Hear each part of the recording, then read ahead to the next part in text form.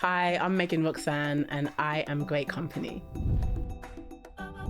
The Good Quote, which is your business, which is an incredible business that so many people around the world love, cherish, have helped.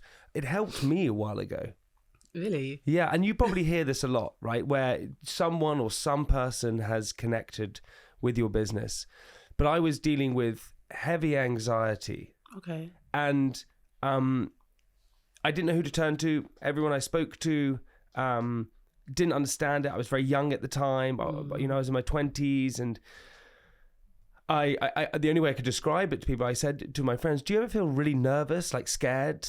And they would say, yeah, like when I'm watching a horror movie or whatever. And I couldn't explain my feelings. And one of your quotes, and I can't remember what it was, but explained what I was feeling almost in this amazing way. And it made me understand the situation that I was going through so much. So my question to you is, why do you think words connect with us so much?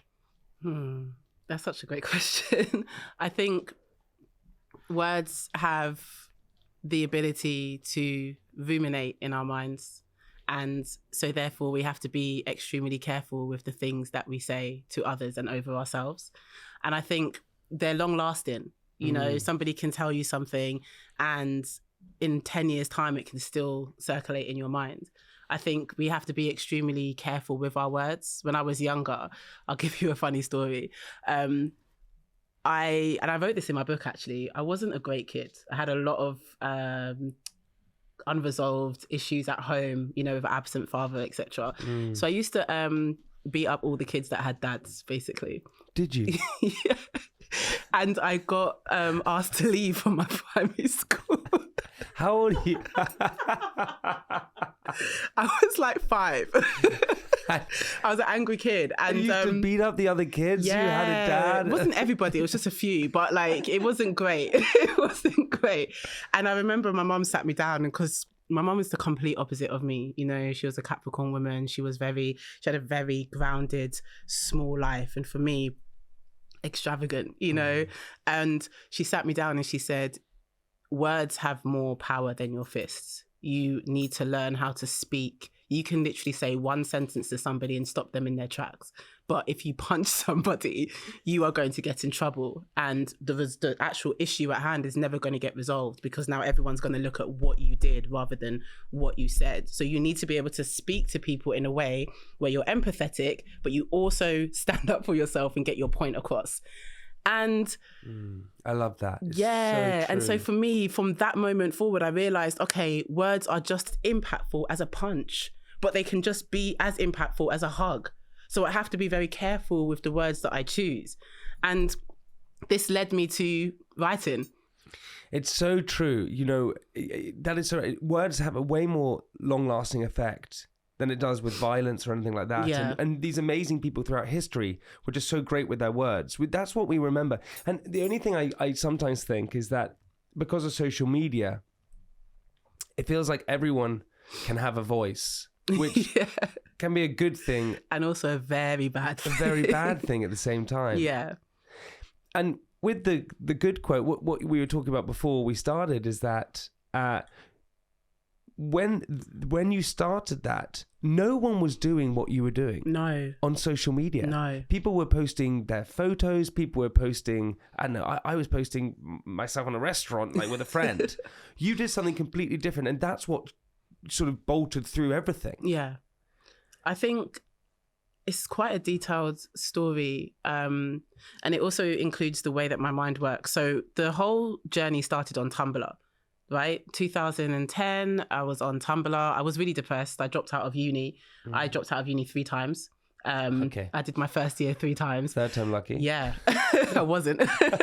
And my mum was just like, this is insane. Like, what are you doing? And I was like, I just can't feel the vibe at uni. Like, I feel like I want to leave. But where were you? I went to Brunel, right? So I just didn't like it, you know? And it was a bit fast paced. I went from high school, college, uni, now I'm an adult. Like, I wanted life to kind of slow down. So I dropped out and I became really depressed.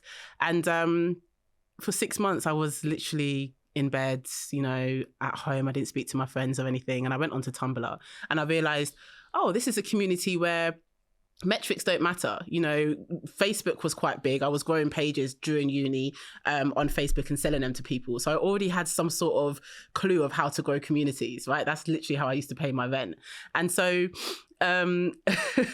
yeah, back in the day, Facebook pages were really popular. It's a great way to like build communities. This is like 2010, 2011. That's right at the beginning. Right at the beginning. I found ways to create groups for people. So I would people would literally pay me to create them a group of like 10,000 people. How did you know that was going to be a thing? How did you understand that building communities online was going to be successful? I always had an obsession with the way people migrate to a particular belief or following. So I used to do a lot of research on YouTube in regards to like cult followings, how church are able to bring people in, how gangsters are able to get people to work for them, regardless of how dangerous the jobs are. Like, how do you do that? How do you get people to believe so much into a message that they want to stick with you and they want to help you grow and they want to help you achieve your dreams? And once I learned that, I realized I can implement that strategy into growing communities. I just have to find something that loads of people are interested in, keep creating a consistent flow of content, and people will join. That was literally it. Why do people follow people?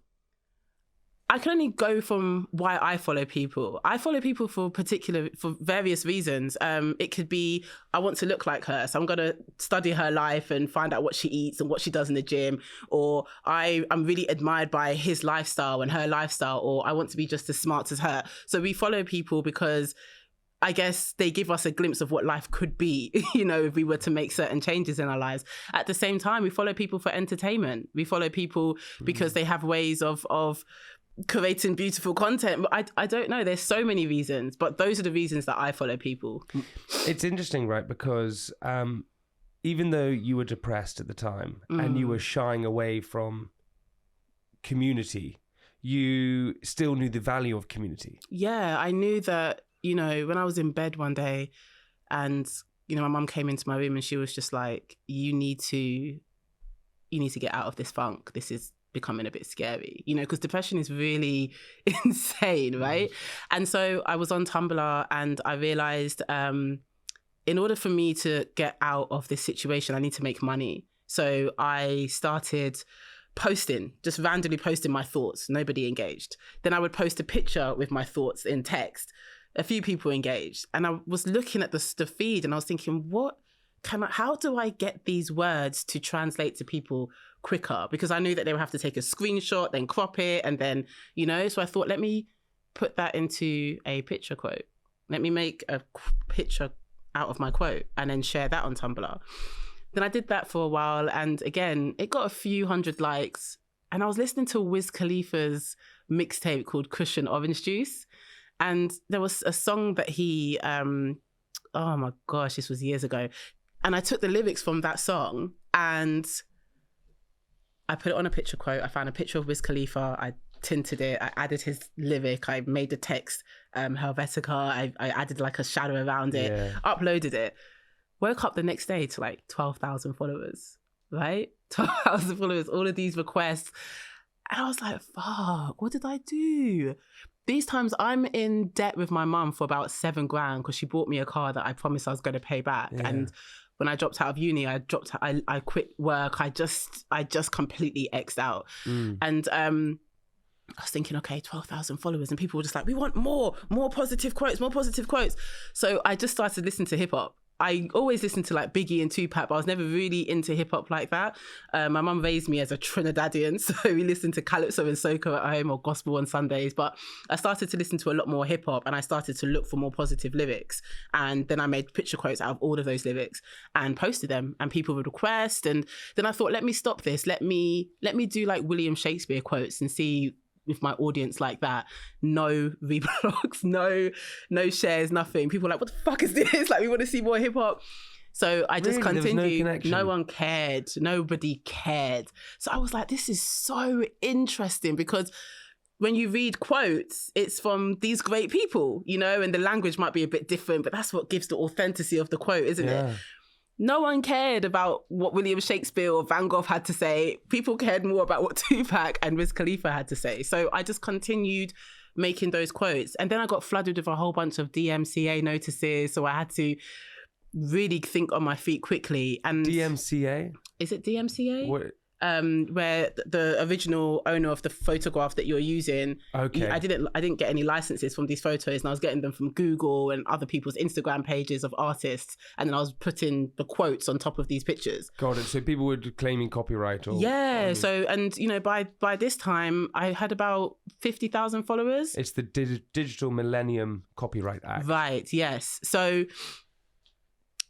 on the third day of blogging, I had about 50,000 followers, and I thought to myself, there's 50,000 people in here. That's 2 O2 arenas, you know. So let me start making some money. So it's crazy. I took a jumper from a streetwear store. Yeah. I edited all of their artwork off the jumper, and I put a slogan on top of that jumper. I opened up a store. I think it was it Big Cartel? I think it was a Big Cartel. Yeah. Back in the day. I opened up a Big Cartel store, put the t-shirt up there. It said "Cool Story Bro," because I know that was a really big saying in America back in the day. Cool story, bro. Yeah. Like you might tell me something and I would say, "Oh, cool story, bro."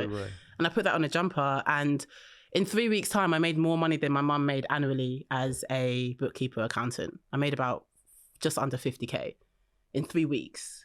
And I was working, you know, in some retail store for like £6.99 an hour. So that was insane. Wow. Yeah, that was insane. That's when I realized, okay, not only can I grow a community, but I can actually get this community to buy the things that they're interested in. And I could be rich. That was literally my thoughts at 2021. And how did you understand? Because you're feeling depressed. Mm-hmm. You've been in bed. You have quit university. Mm-hmm. How did you understand how to edit? How did you understand how to set up a cartel? How did you understand how to find a hoodie and then buy the stock? YouTube. I was broke, so I had to steal someone's hoodie online. I had to edit their logo out, because how else I was going to make money? I didn't even have like £100.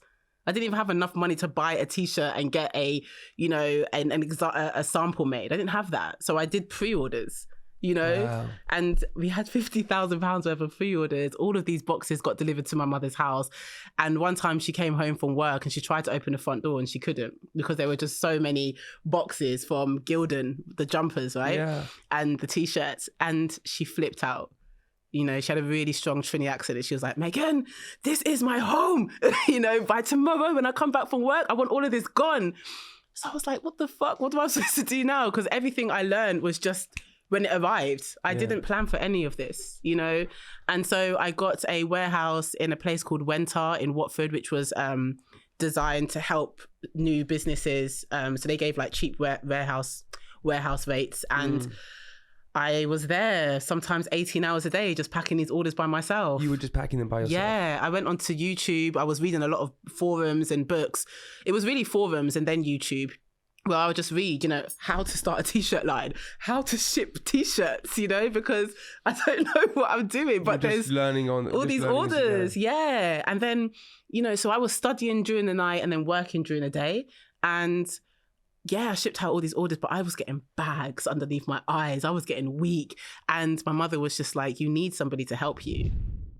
When did you realize you were running a business? I didn't for a long time. It was always been like a project of passion. And I think that shows, actually. And I think that's where I've gone terribly wrong. And it stopped. It stopped quite abruptly because my mother got diagnosed with cancer about a year in. And we had enough money. So I just stopped blogging. I stopped everything. And I took a year off. And I looked after her and she recovered. And then I met my business partner. And he was like, you have a business here. Like you have a business here. He was at uni at the time with a head full of dreams, and we were introduced through a mutual friend. And this is how I know that, you know, there is a higher power, there is a source, there is somebody up there, because the way things have like conspired and turned out is not coincidental. But he was looking for a project to work with, and he found me. Now he's one of the best music lawyers in London. You know, he's got a massive name for himself. But when I first met him, he came to me with this folder this thick of just ideas, pictures. Like, it was really this thick. I'm not joking. And we sat down at this Caribbean restaurant, and he was like, this is what you can do. This is what you can do. This is what you can do. This is who you can be. And I was looking at him and I was like, this guy's crazy. Like, I'm just shipping out jumpers and making quotes. Like, I'm fine. And he was like, no, you need to think bigger. We need to come off Tumblr, because my blog was called Kush and Wizdom.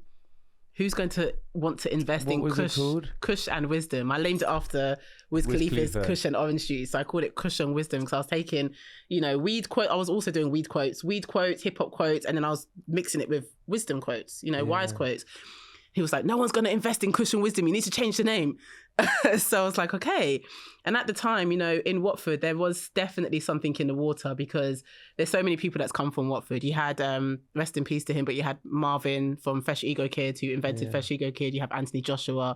You have loads of footballers, We all grew up together. So really? Yeah, we all grew up together. So there's definitely something in the water, because during that time, one of the girls who I was at school with in, my early years, me and her became friends again, and she was just on this hustle because, when you're from the West Indies and you live in England, it's like you've got no reason to be poor. You cannot go back to the West Indies and be like, oh, I live in England and I'm broke. Like, that doesn't make any sense. Explain that to me more. So being from the West Indies, when the whole Windrush situation, we were told that we'll have a better life, more opportunities. And I think that's kind of stuck. So people in the West Indies believe that when you live in England, you've got it. You've got this better life. You've got it, So in a sense, and I don't want to put words in your mouth, it's sort of saying you can't complain. No. You can't, you're not failing, you're succeeding. No. You can't. No.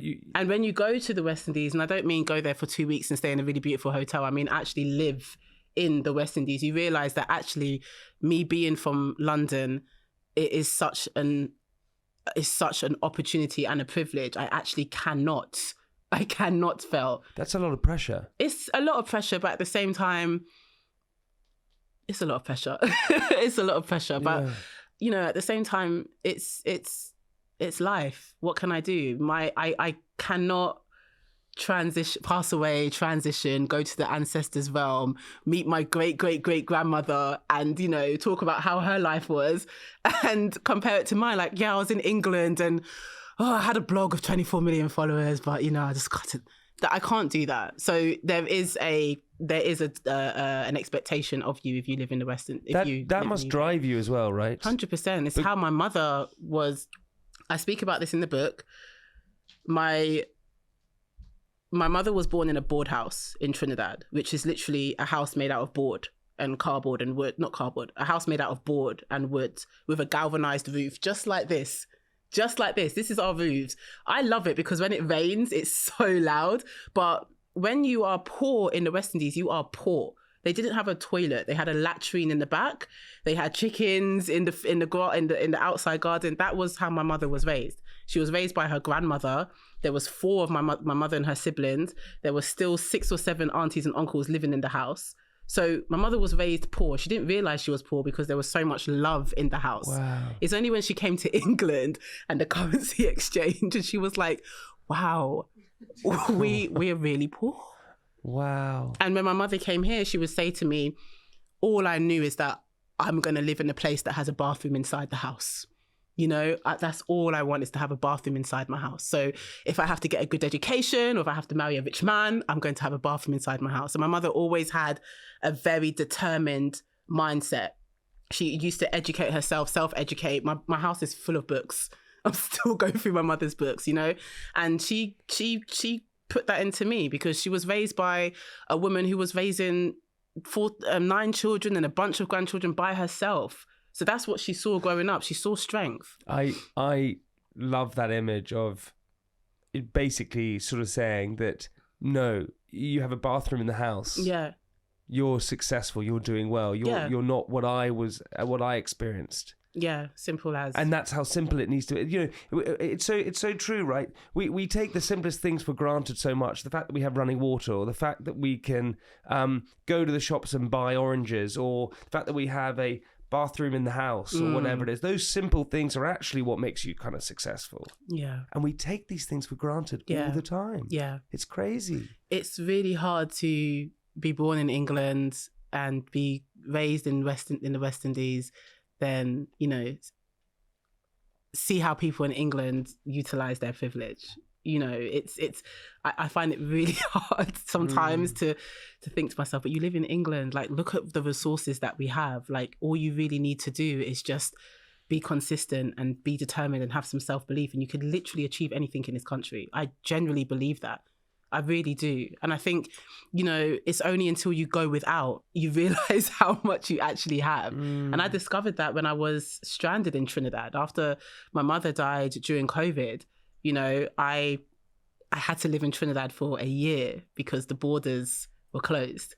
And I started off in the hood because I stopped talking to certain family members, and I was like, I could handle myself. It was hard. I've had to bathe outside. I've had to use the latrine. I had to start off in a small house and build my way up. And even going through all of that, all I kept thinking to myself was, this is what mum lived with. It's not that deep. I'm alive. There's fruit outside. It's hot. I've got internet access. I've got my laptop. I've got my phone. I can get myself out of this. Because I just thought to myself, I'm not going to stay here.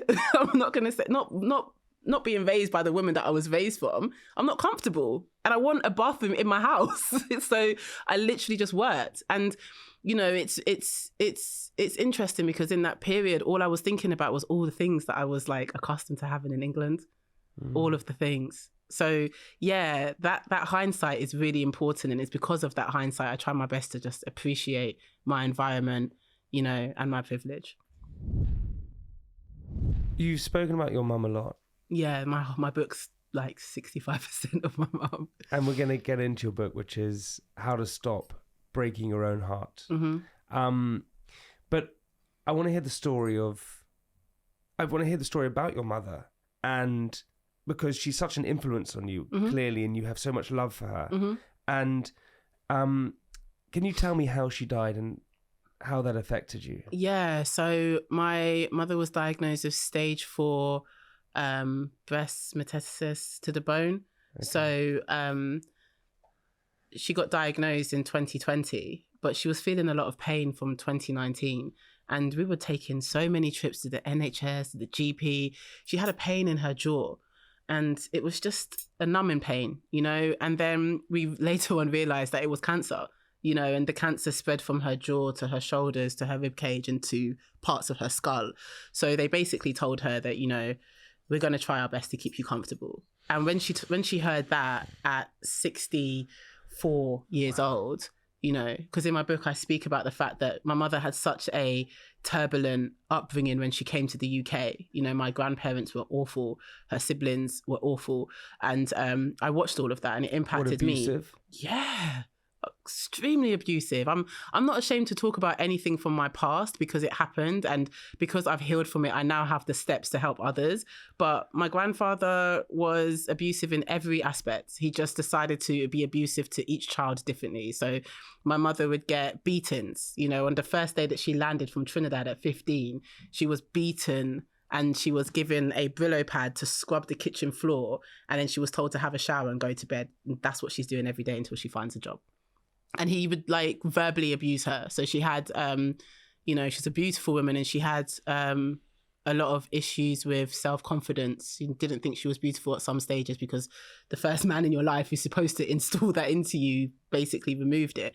But at the same time, my mother was the eldest, so she had the responsibilities of being the eldest child, and she had to look after all of her siblings. My mother was the only person out of all of her siblings that actually got therapy, that actually got help, that walked away. And I benefited from that therapy. She was also 15 when she came from Trinidad. So she had 15 years of upbringing from Trinidad that stuck with her. So there were certain things that never took her away from her core self. Because she had that strength. But her other siblings were much younger, so they couldn't remember much.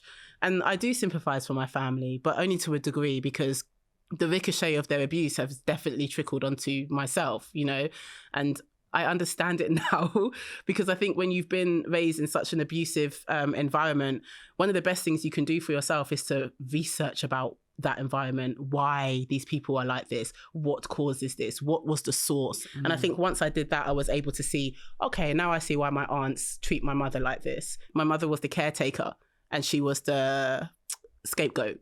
So anything that went wrong, they would blame it on my mum. But at the same time, they would expect her to take care of everybody. So when she turned 60, she was like, I'm not doing this anymore. I'm going to take my life. I'm going to live my life. And it was such a beautiful moment. And then she got diagnosed. Yeah, I wrote about it in my book. It was an amazing moment. It was her birthday. She turned 60 and I was like, no, I've got money. You understand? The good quote is good. Everything is fine. So it's like, what do you want to do for your birthday? Do you want me to take you home to Trinidad? Like, what do you want to do? It's 60. She was just like, I don't want to do anything. And I was getting frustrated because I was like, what do you mean? Like, what do you mean? And she came into my room and she was like, I don't need a gift. We're going to Trinidad for Carnival, which is in February. My mother was born in January. She's like, we're already going to Trinidad. So she goes, I don't need a gift. I'm giving the gift to myself.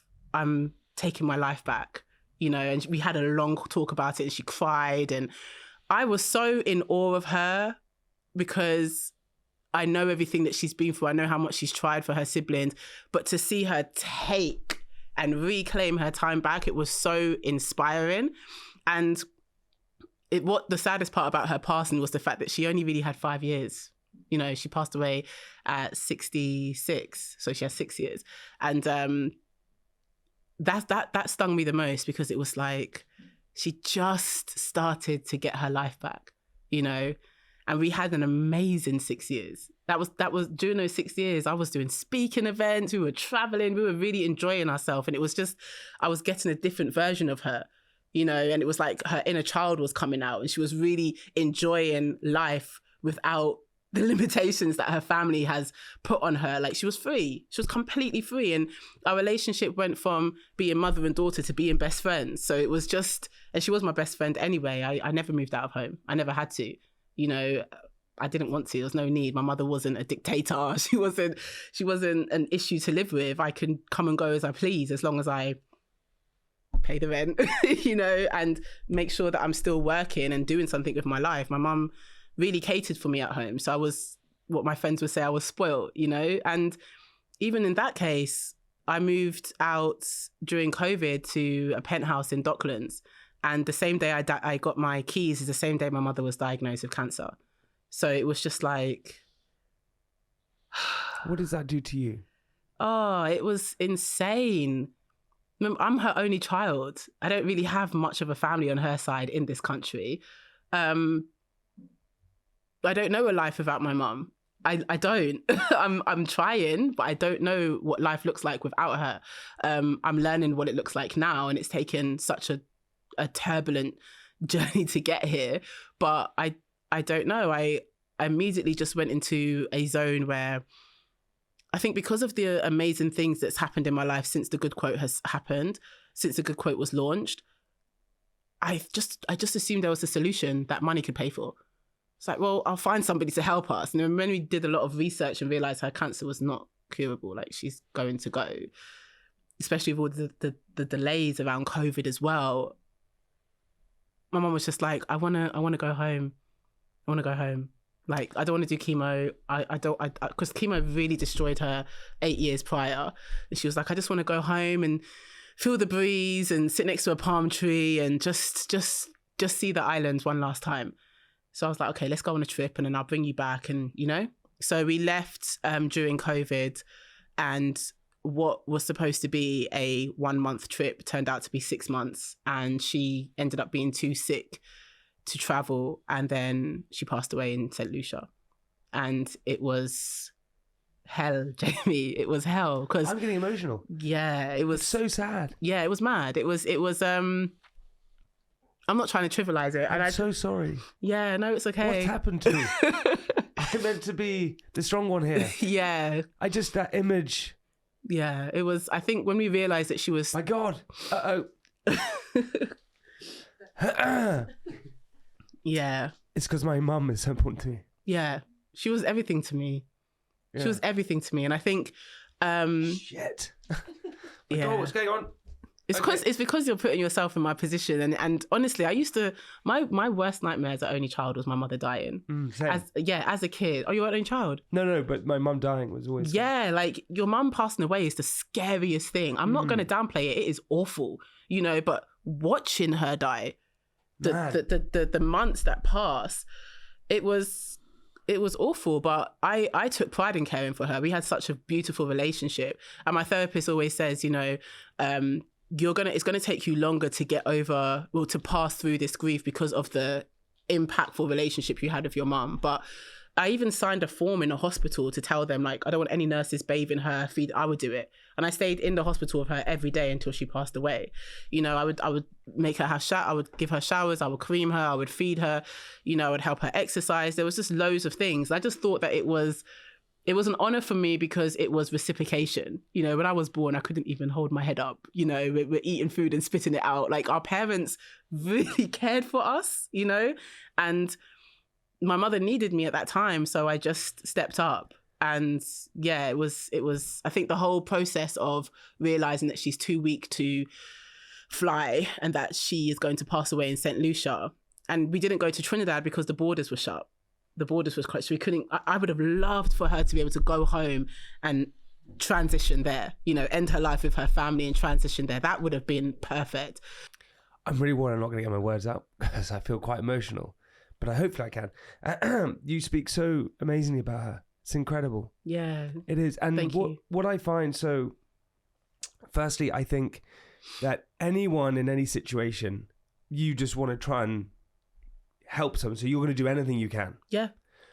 You will jump over buildings to help that person. So I'm fully on board with you. You don't know what you're made out of, Jamie. You don't know what you actually don't. And that's what I realized during that entire period. You do not know yourself until something crazy happens. And what I really love about that story as well is you don't give up. No, you don't. You fight, and you fight to save your mum. You try different things. You keep going, trial and error, and that feels a little bit like your life as well within business. It's trial and error. I'm going to try this and keep going and keep going and keep going. And I think resilience and I think consistency, what you spoke of, and I think persistence is what drives everything forward. Yeah. And if you give up, that you don't know what could have happened. It stops. If you give up, it stops. And that's in life, death, business, that's relationships, everything. I don't understand the concept of giving up. You can't. You've got to keep going. And people say, oh, there is good ways of giving up where you look at something and think to yourself, I can't do it anymore. Well, then do something else. Just don't stop. I just don't understand it. The moment your mother passes away, you die. And people don't really speak about this that much, but I can tell you, Jamie, when your mother passes away, because I saw my mum pass away, right? I was there until the end, right? When your mother passes away, you also feel that you have died too. And the minute after your mother has passed away, you are now 1 day old again. And you have to figure out this entire world by yourself. And all you have are memories of what this person who is now laying there has told you throughout your entire life to help guide you. That's literally the reality of it. It's the hardest, horriblest feeling in the world. You know, the good quote, as we said before, is this amazing platform that has helped so many people where every single few hours you're posting different quotes on it for different people. In that moment, did your own business help you? It did to a degree. It did. And that's because I made posts about what I was going through, you know, and people were sending me so many messages. People were offering to like pay. People were offering to fly my mum to Mexico. Like there was, really? Like it was. That community you built. The amount of celebrities that follow the good quote, and no names mentioned, but some of them really reached out. But by the time they did, my mum was going.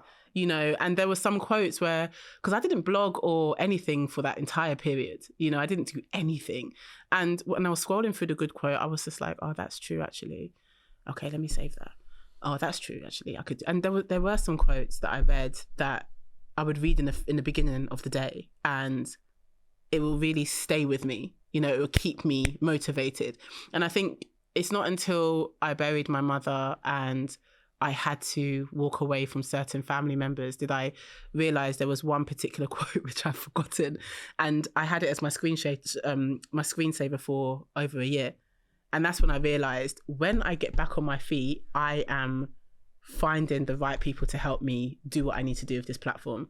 Because even when I'm at ground zero, there's still something on this platform that's helping me. It's at a full circle, you know? Yeah. Yeah. The good quote has well, 25 million? 24.3, yeah. But we have a second account that has like 4.7. We've got other accounts, but yeah. So you've got over 30. Over 30 million people following your accounts that you have created. Mm-hmm. Question I have for you. People are sitting here and they're listening to this and they're hearing your journey, hearing all these different things. And perhaps they want to go on social media and grow accounts and build that as well. How do you build an account to become that big? You have to go through my agency. I could. To be honest with you, really been struggling with being consistent in everything in my life, and I think that's the main rule, is just consistency. And is that what the ticket is? It's with social media, it's consistency. Every single guru or agency owner or social media marketer, everybody will tell you the same thing, that you have to get away from all of the fancy stuff, hashtags and all this kind of nonsense. Look at what it is they're actually saying. Consistency. You have to have a consistent flow of content. We used to post every other hour. We're now testing it maybe 17 times a day. I prefer to post every other hour. You post every other hour? Yeah, but we used to post every hour. When we post every hour, we get a lot more followers, a lot more engagement. It's just tiring. But posting every other hour gives us a bit of a break, and it's not that demanding. But it's 12 times a day. Yeah, but Jamie, when I was doing the good quote back in 2014 on Instagram, there was no scheduling sites. But every hour I would have an alarm and I would post. And every hour? And because... Not 24 hours a day? 24 hours a day. You were posting 24 hours a day? When I tell you, I used to go to sleep at 10, sleep for 50 minutes, wake up, post, go to the bathroom, have a drink, go to sleep again for 50 minutes and post. And it drove me mad. But it helped us grow. It helped us grow. Remember, I've got nothing else to do. Meggan, hang on. You're growing the good quote. Yes. You are making some money from it. You are setting your alarm every 50 minutes to wake up and post another quote. Yes. This was before I knew about Upwork, Fiverr. None of the stuff was really around. What is 24? What is 24 times 365? That's what it would be. You'd be posting every hour on the hour. So you're posting 24 times a day. Yeah. And there was a program called Schedulegram that came around, I found out about it around 2015. And then I was able to schedule all of my posts and sleep. So you're posting 8,760 quotes a year. Yeah, that's normal. 8,760. Yeah. That is beyond consistent. But I did that for 8 years, because I have to remember I took 3 years off. So about 7 years I did that for, yeah. Do you think that's what it takes to build an audience now? 100%. Every single meme account, look how many posts they have. They might have 1 million followers or 5 million followers. They probably have about 18,000 posts. Okay, I need to dive into this because this is so fascinating. You think to build a social media account now, to really carve through, to get through, if you're starting from scratch. What, now? Now. Oh, now it's completely different. I wouldn't even try and build the good quote now. That's done. Because it's people, the attention and trends are changing. As an audience, people are more interested in the person behind the brand. The brand now is just quotes. It's just, like you said, it's like a chair. It's here. It's not going anywhere. But to grow a brand now, for me, from what I've seen, it requires a lot more creativity. The standard picture quote, I don't really think it's going to work. But then why do the likes of Jay Shetty, Stephen Bartlett, these people, young Pablo, they're just posting these quotes? Yeah, so young Pablo is an author, right? And he will post quotes from his book, and he'll have like a long caption, and he'll post once a day. And with the slide, he'll have a quote, and then the next slide will be the picture of the book. So that helps him sell books, and that also helps him grow because he's consistent one time a day. Got it. Right? He has 2.7 million followers. Sure. Right? Jay Shetty, his strategy, he had an end goal. He wanted to be what it is that he is now, I guess, a life coach, a business owner, etc. So he came with videos. But these people, well, Stephen Bartlett, Jay Shetty, they came to you. Yep. At the very beginning, and they didn't have very many followers, and you helped them through the good quote grow their following. Yeah, our agency has worked with hundreds of people. Loads of people that you see that are really famous now. A lot of them came through us when they were in the very early stages, but they already had their personal brand, their strategy. We just shared their content with our audience, not to downplay it. Sure, because I know you're not downplaying it. Yeah, because my thing was the more audience, the bigger my audience can get, the more people I can introduce to my audience that make a change. When Stephen Bartlett first came to you, how many followers was he on? I think he was on like 100,000. He was doing really well. When he came to us, we were like, yeah, we were working with his previous business, Social Chain. Yeah. So we were he had a plan, you know, and he stuck to his plan. I really like Stephen. He had Social Chain. He wanted to push himself and his personal brand because he had a plan of where he wanted to take himself, and he needed to showcase his content to a wider audience. So he worked with us. He gave us videos of himself speaking. He also gave us quotes. So we would basically post a video of him in the morning and a quote of him in the evening, and that would generate a bunch of followers. Jay Shetty did the same? Jay Shetty did the same. What did Jay Shetty come to you what numbers was he on at the beginning? I think he was on like 250. He's now got 14 million. Yeah, 15.5. Yeah. I could have had 15.5. I've got 144. I could have given you quotes on Made in Chelsea and you could have posted that. They were inspirational. Yeah. But yeah, it was a great time. So you've helped these incredible individuals who are huge on social media. You've helped grow them from the beginning. Yeah. A lot of people, Jamie. Who else? Mostly writers, because through our agency we would work through one of the things that I want to do with the Good Quote personally is I want to take it into a publishing company. And, you know, my overall dream is to collaborate with Hay House or Penguin and have like some sort of distribution service where we build writers and then we get them deals and then we get a percentage of the deals. That's what I would love to do. I would love to have my own publishing company overall, especially as a Black woman and especially as just growing up in literature. You know, it's amazing, and that's what I know I want to do. But what we would do with people like Gary Vee, we worked with VaynerMedia or Brendan Burchard or Lewis Howes or all of these people, is they already had a personal brand. So they were much easier to work with. They were already making noise. But when an author, for instance, like Najwa Zabian, she came to us with 200 followers, right? What can you do for me? And we're like, yeah, let's work. We got her to 1 million followers and she sold, and we helped her sell over 500,000 books. Her whole book campaign was based on the Good Quote. It's really interesting because you're creating a community of words, and so it's the perfect combination. That's what people are expecting. You know, I admire Hello Sunshine, which is Reese Witherspoon's production company. Yes. And Hello Sunshine started because it was a book club. She had a book club of 3 million people, and she would find books, put them into the book club, and say, "Do you like this book?" And they'd say, "Yeah, I would love it." She'd buy the rights, make it into a TV show. Yeah. Great. Yeah, what you're doing is exactly the same. You're having this community of people who love words, who live by your words. And so then you're creating books around this community which books love and products. Yeah. That's great. Yeah. What I find amazing, what I think is really interesting is that people see something like the Good Quote and they just see it as this Instagram page, but behind it is this fully fledged business. Yeah. That is building other people up, that is creating book sales for people. I imagine you probably can't tell me the turnover of the business. No, I can't. And to be honest with you, as I said when we first started speaking, I've run this business as a creative. I haven't run it as a business. Yeah, but business is paid in 2 currencies, cash and experience. Take the experience first, cash come later. I love that. That's fucking sick. I've never heard of that before, but I'm definitely taking the experience side. Well, I think you could probably put that on your Good Quote. Yeah, no, for real. Can you guys send me that quote? Because all right. I've been trying to find a way to put it into words, and that's dope because all right, the experiences that I had. Holy shit. Right, let's get his quote made. It's true though.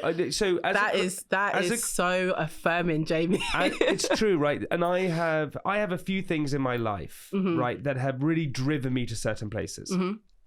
And anyone who's listening now, these are some simple rules that I think people should follow in business, in life, whatever it is.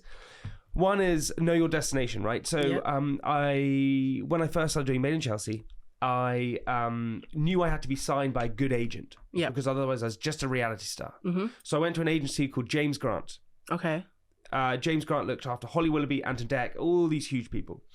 I went and met the owner, a guy called Paul, sat on his roof, and I said, hey, can you sign me? And he said, no, I can't sign you. You're a reality star. He said, but I'd give you one piece of advice. I was 21. He said, know your destination. If you're heading back to Leeds University, where I was at the time, don't veer off to Manchester. Always go to Leeds. Otherwise, you'll get lost. So I went, great. So what do you want to do? I said, well, I want to be a presenter. I want to be an entertainer.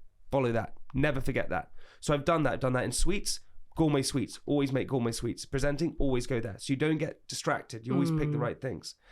And then in business, I always believed I don't know where I was told it, but people who go into business or chase cash always fail because you're going after the wrong thing. I truly believe that business is paid in two currencies, cash and experience. Take the experience first, the cash will come later. Don't focus on the money because you will fail. Yeah. 100%. Yeah. And business is hard. It's stressful. You have to fucking love it. Yeah. And if you don't love it, you're not going to be persistent. You're not going to be consistent. You're not going to keep going. And that's exactly what you're telling me. And, that's why we're so connected on that, because you woke up every single day. You was posting 8,700 and something posts per year. Yeah. That is consistent, persistent, and you just loved it. Yeah. Loved everything about it. And, the other one that I relish all the time is a Denzel Washington quote. And he said it about other things, but he said, ease is a greater threat to progress than hardship. When things are easy, you never progress. They have to be hard. And if they're hard, that means you're doing something right. I love that. You got it. I love that. Yeah, it's amazing. Two amazing quotes. Well, here we go. How would you like me to tag you? I just all over the place. But yeah, I think Meggan, I really admire what you've built. Thank you. Massively. And I think it's incredible. And not only you're doing a combination of amazing things, you're helping people, you're loving what you're doing, and you're creating a business out of it. You're a triple threat. I think over the last 3 to 4 years, I definitely took my eyes off it. And I think that really jeopardized where the business is. But the way I look at it, a lot of my mentors are like 60, 65. Great, and follow them. Yeah, and every time... They're right. 100%. Yeah. My therapist used to play Premier League for Chelsea back in the day. And he has so many stories. And one time I remember telling him, I just feel like a failure. And I just feel like I've wasted my life. I'm 35. And it's like, you're a baby. It's like, I'm going to be 64 in the next month. You are a baby. You can literally try again now. And by the time you're 64, whatever it is that you were worried about for the past couple of years, it won't even matter. You are a baby. Until you get to 45, you are a baby. And ever since he told me that, I've just realized, do you know what? If I fail, I fail. As long as I don't stop. And so that's really what's been driving me moving forward. It's just knowing that there's always time. I wrote a quote the other day where it said there's always going to be enough earth to rebuild your foundation. So I would love to be able to sit down with you in the next 2 or 3 years and be like, we've scaled here. I've got a general manager. I've got this. I've got that. I've got staff. Because I've been sabotaging and destroying my own destiny due to bad habits, So I love that quote. I love that quote that you said about there's two currencies in business, because the experiences, Jamie, the amount of people that I have met, the amount of things that have been given. Still that. You don't know what one quote does to somebody and how they want to reciprocate that. So when people find out that I'm the good quote, the amount of times I've said it outside and someone might say, oh, you own the good, let me buy you dinner. Let me do, it's incredible. If I don't ever make any money again, which would be awful, I know that I've impacted enough people that people will always help me. And I think, I'm now in a better state of mind. I've done 2.5 years of intense therapy. I've really dealt with the grief of my mother. I'm now understanding what it's like to navigate without her. I've got expectations for myself again, Jamie. Haven't had that for like 3 years. I didn't care. Can I ask you then? I just want to ask you 3 things quickly, which is one, because you were so close to your mother and she's passed, and I think this is more advice for me. Is there anything that you wish you had done more when your mum was alive? No, I have no regrets. It's amazing. And no regrets. We had the best relationship. She was my best friend. I could tell her anything. My mother raised me, and the Scorpios in this room will understand. In order to raise a evolved and successful Scorpio, you almost need to let go of them at a very young age and let them discover the world by themselves, because anything you tell them not to do, they're going to do. My mum didn't let go of me. She tried to cling on. My mum realised that there's no control in me, you know, and I don't say that lightly, because I'm learning as an adult that I actually need to have a sense of control. But if I wanted to play the piano, I would tell my mum, couple of days later, there's a piano in my house. Wow. You know, if I wanted to play the guitar, which I lost the guitar actually, I left it on the bus, but my mum bought me the guitar. Another question. If you, and I think you've already said, I just want to sync it so people listening can go, okay, fine. If someone is out there listening now and they want to grow a social media page, whether they're an influencer or a brand, what advice would you give them? Study as much as you can. You have to actually need to commit to that.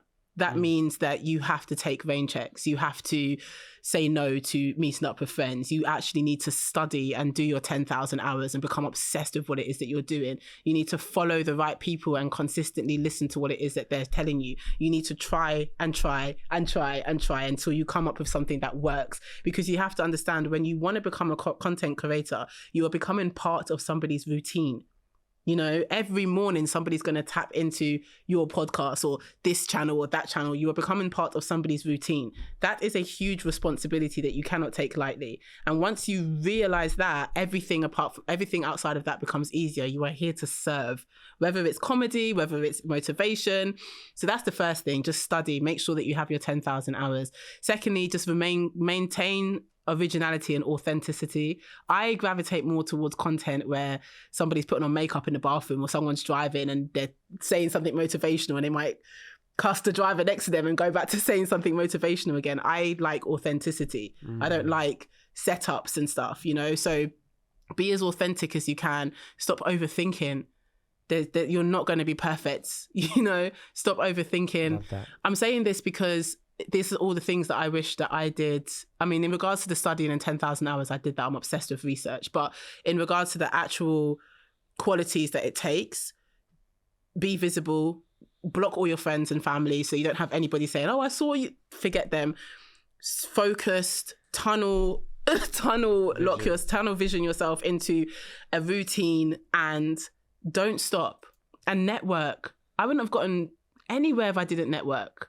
And collaborate and have fun. Why should someone listening now go and buy your book, How to Stop Breaking Your Own Heart? Because it's based on personal experiences that's taken a lot of years to obtain the wisdom that I've put in this book. It is a book that teaches you how to overcome bad habits like self-sabotage, perfectionism, boundaries is a huge thing that I had to learn. And I genuinely believe there's a message in there for everybody, and you will take something away from it and it will allow you to look. I think it gives more awareness. Through my stories, you will be able to resonate with something in your own. And through that, you'll be able to see the wisdom and be like, okay, let me try and implement that. But overall, for those who are in a space where they don't feel like they can overcome, this book will tell you that you can, because there's so many things in there that I've had to deal with face on, and if I didn't overcome them, I wouldn't be here right now. So it's really for those, you know, I have a slogan around the book, and it's really for the black sheeps, you know, it's really for those who are returning home to themselves. It's really for those who are tired, sick and tired of their current existence and really want to try again. And in order to try again, we have to start with ourselves, and returning home, unbreaking your own heart, piecing your heart back together again.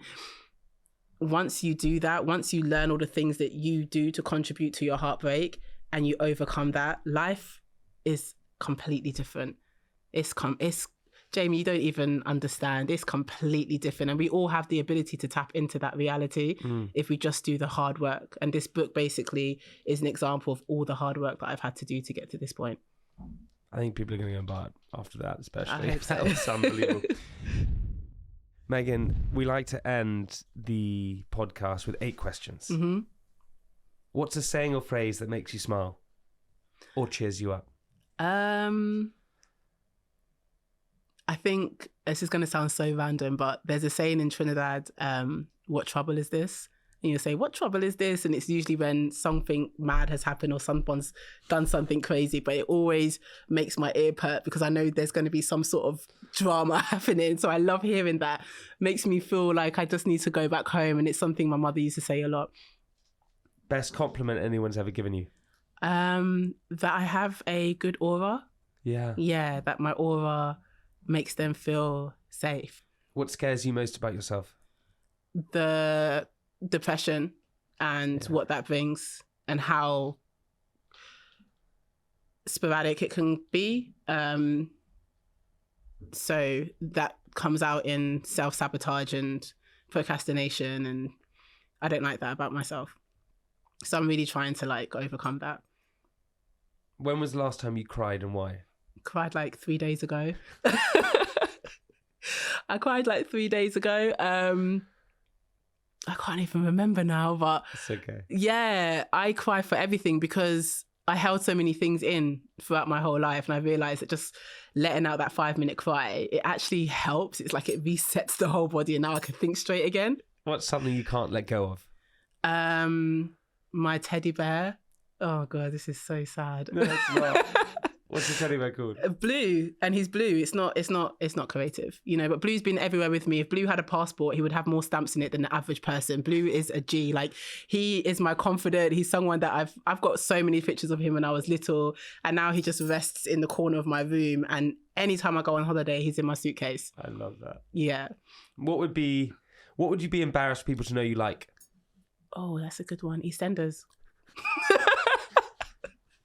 Love that. Yeah, EastEnders. I love it. I need to keep up with what Phil Mitchell is doing. I need to know what he's up to. What turns you off? I really don't like horrible people. I don't like people who are not kind. Gosh, I hate is such a strong word, but I really dislike the lack of emotional intelligence. Yeah. And I really dislike people who dim other people's lights. Love that. What turns you on? It sounds really strange, but discipline and abstinence. If I know that somebody can abstain from something that they love because they're preparing for something better, that to me is just like, whew, let's have babies, you know? I love that. Yeah. What do you like most about yourself? My ability to overcome and to always see the silver lining and everything. Yeah. And a bonus one, maybe it might be tricky. What is one quote from the good quote that really stands out for you always? I hate that question. I'm so sorry. I literally don't have one. You don't have one? I don't have one. I could tell you one quote that stands out from my book. Yeah. Yeah. When you decide to reclaim your time, the people who've had full access to you will feel like you're stealing from them. Yeah. That's my favorite quote. When you decide to reclaim your time, the people who've had access to you will feel like you're stealing from them. I learned that through setting boundaries. You know, I would say, no, I'm not doing this. And be like, why? Why not? And it's like, it's my time, you know? And so, yeah, that's my favorite quote out of the entire book. This has been amazing, Meggan. Thank you so much for coming on Great Company. I've loved every second of it. And Jemima wrote in there, I should try and mention Cool Story Bro, but I don't know how we I'm mentioned gonna it. Yeah. Thank you. Thank so you. much. That has been amazing. Thank you so much. Thank you. Thank you, guys.